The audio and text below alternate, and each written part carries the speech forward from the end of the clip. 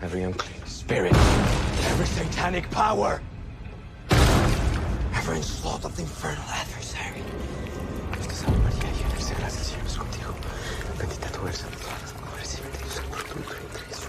When Fox announced a television adaptation of The Exorcist, the reaction from horror fans was spectacle, because The Exorcist isn't just another horror franchise.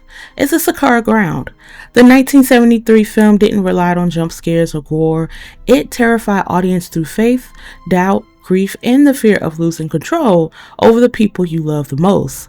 So the idea of stretching the legacy into a network TV series felt unnecessary, even disrespectful. But then the show premiered, and quietly, almost cautiously, it became one of the strongest horror series of the decade. So today we're asking the question, what happened to the Exorcist TV series? How did a show that understood horror so deeply still end after just 2 seasons? To understand why this show mattered, we need to understand what made the original story work. The original The Exorcist wasn't about demons as monsters. It was about disruption of family, disruption of faith, and disruption of identity.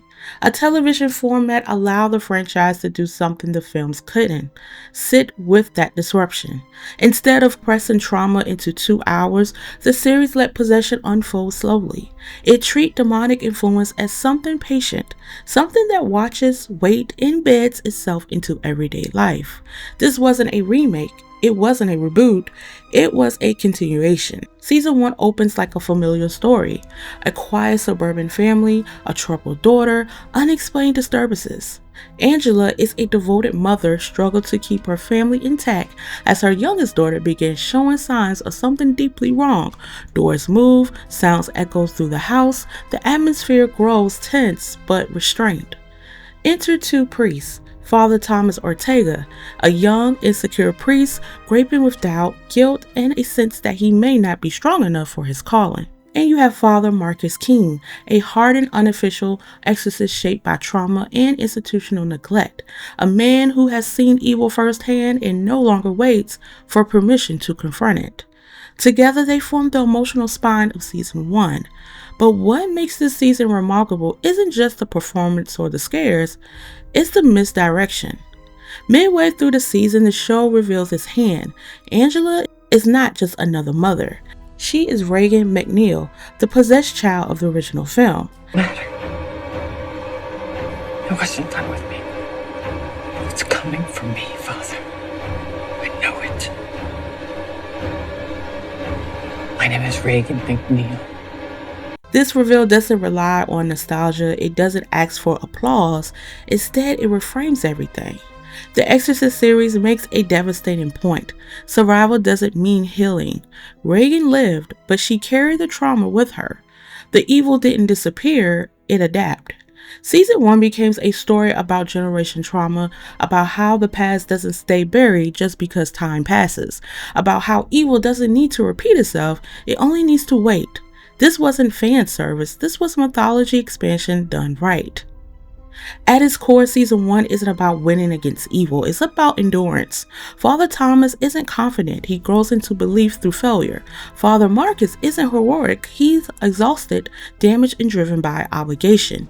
And Angela isn't weak, she's a survivor forced to confront the lie that the past stays in the past. And by the season's ends, victory feels temporary, fragile, which is exactly how The Exorcist should feel. Season 2 does something risky. It lets go. Instead of continuing the Rance family storyline, the series pivots into an anthology style structure. New setting, new characters, same evil.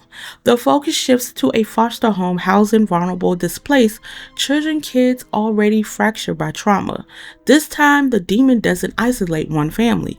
It embeds itself in a system. The antagonist is smarter, quieter, and more manipulative, and the horror becomes institutional. Season 2 explores a terrifying idea. What if evil doesn't need possession to win? What if it only needs influence? The demon targets children who are already overlooked, already dismissed, already hurt. It thrives on neglect and silence rather than chaos. Father Marcus returns, but now he's joined by allies who represent a more commune resistance to evil, people who protect rather than react. Season 2 is less intimate but more ambiguous, and that ambition comes at a cost. For many viewers, the shift felt abrupted. Audience expected continuation, not reinvention. Network marketing failed to explain the anthology approach, and without the emotional anchor of Reagan, casual viewers disengage.